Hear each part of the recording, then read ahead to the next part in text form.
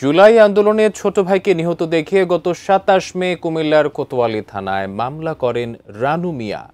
মামলায় উল্লেখ করা হয় ৫ আগস্ট দুপুরে মিছিল করার সময় গুলিতে নিহত হন রাফসান। অথচ স্থানীয়রা জানান এমন কোনো ঘটনাই সেদিন ঘটেনি। তাহলে ১০ মাস পর কেন এই মামলা? বিস্তারিত আসাদ ভুইয়ার অনুসন্ধানে। হবিগঞ্জের লাখাই উপজেলার তেগুরিয়া গ্রামের মামুন আহমেদ রাফসান কাজ করতেন কুমিল্লার ক্যাফে আল বাইকে। পরিবারের দাবি ২০২৪ সালের ৫ আগস্ট দুপুরে কুমিল্লা ক্যান্টনমেন্ট এলাকায় ঢাকা চট্টগ্রাম মহাসড়কে মিছিল করার সময় গুলিতে নিহত হন রাফসান। আদরের সন্তানের খুনিদের বিচার চান মা। ছেলেরা তোর হয়তো আমি সুস্থ বিচার চাই। অথচ রহস্যজনক কারণে মামলা করতে রাজি নন পরিবারের অন্যরা। বড় ভাই রানু মিয়ার দাবি রাফসান দেশের জন্য শহীদ হওয়ায় আর মামলা করেননি তারা। আমরার ভাই মারা গেছে, এতদিন আমার আম্মা বলছে যাক মারা গেছে, দেশের জন্য মারা গেছে। কিন্তু গত ২৭ মে কুমিল্লার কোতোয়ালি থানায় ১৪৭ জনকে আসামি করে একটি হত্যা মামলা করেন রানু মিয়া।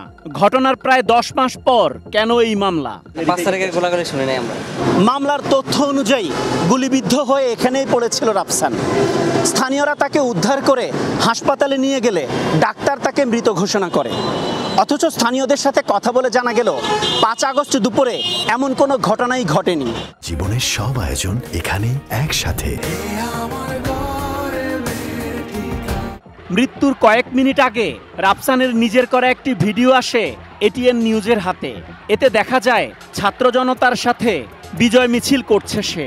এর কিছু পরই অচেতন অবস্থায় ময়নামতি জেনারেল হাসপাতালে নিয়ে যাওয়ার পর চিকিৎসক তাকে মৃত ঘোষণা করেন। বিকাল অ্যারাউন্ড ৪টার দিকে, তখন তো ৫ই আগস্টের যে উত্তেজনা প্রায় শেষ। আনার পর আমি পরীক্ষা নিরীক্ষা করলাম, কোনো জীবনের কোনো অস্তিত্ব পাইনি আমি। তারপর শরীরেও কোথাও কোনো আঘাতের চিহ্ন বা কোথাও কোনো রক্ত যাচ্ছে বা এরকম কোনো কিছুই ছিল না, মানে একবারে নর্মাল। হতে পারে হার্ট অ্যাটাক করেছে, অথবা ওই সময় গরম ছিল, অনেক ঘেমে টেমে হিটস্ট্রোকে মারা যেতে পারে আর কি। রাফসানের মরদেহ ক্যাফে আল বাইকের ম্যানেজার মোহাম্মদ আবু কাউসার গ্রামের বাড়ি পৌঁছে দেন। এতদিন পর রাফসানের মৃত্যু নিয়ে নতুন তথ্য শুনে হতবাক তিনি। আনন্দ মিছিলের দিন গুলি চলবে কেন সেদিন? কোনোদিন কি সে আন্দোলনে গিয়েছিল? কখনোই না। পুলিশ জানায় তদন্ত শেষে প্রকৃত রহস্য জানা যাবে। আইনগত ব্যবস্থা করে মামলা রুজু করেছি। প্রকৃত রহস্য উদ্ঘাটন সে করবে, আয়ু করবে, সেটা প্রয়োজন সে লাশ তুলবে। তদন্ত শেষের মধ্যে কিছু বলা যাবে এটা। অভিযোগ আছে এই মামলাকে পুঁজি করে সুবিধা নিচ্ছে কয়েকটি পক্ষ। মিথ্যা মামলায় আসামি করা হয়েছে কয়েকজন নিরীহ মানুষকে। গ্রেপ্তারও হয়েছেন ৭ জন। আমি এটা সঠিক বিচার চাই। Asad Bhuiyan, ATN news, Comilla. আগামী পর্বে দেখা যাবে হত্যা মামলা নিয়ে আসামি বাণিজ্যের বিস্তারিত।